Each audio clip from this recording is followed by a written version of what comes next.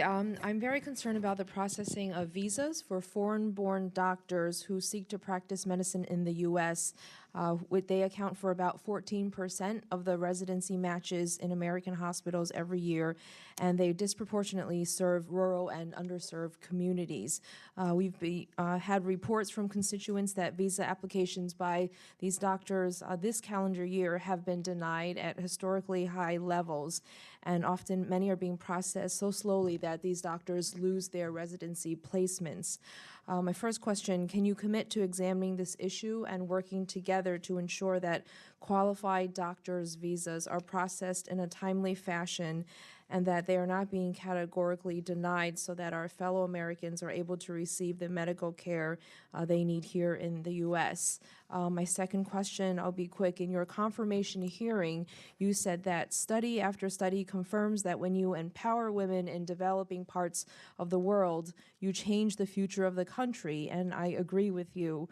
An adolescent girl can't be empowered if she misses school due to lack of access to basic hygiene and sanitation needs.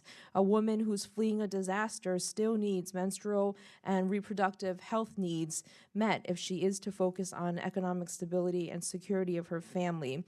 Your proposed budget, though, calls for slashing water and sanitation hygiene, or WASH, work performed by U.S. agencies as well as work performed by the UN in this area. How can we empower women to change the future of their countries if they don't have the basics to stay in school or participate in the economy due to immediate concerns they may have about water and sanitation needs?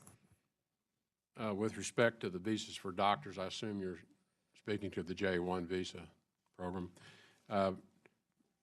I've taken a quick look at that, as well as taking a look at kind of how is visa issuance trending generally.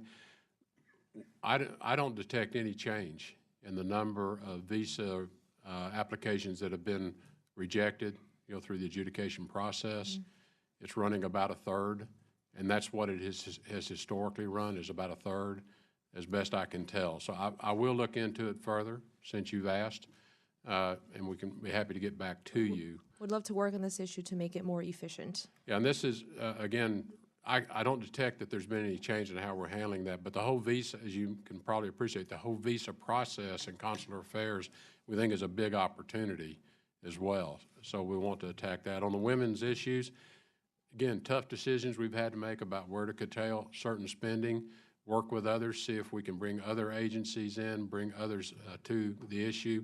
We're not withdrawing from our the importance of the issue to us. Mr. Fortenberry.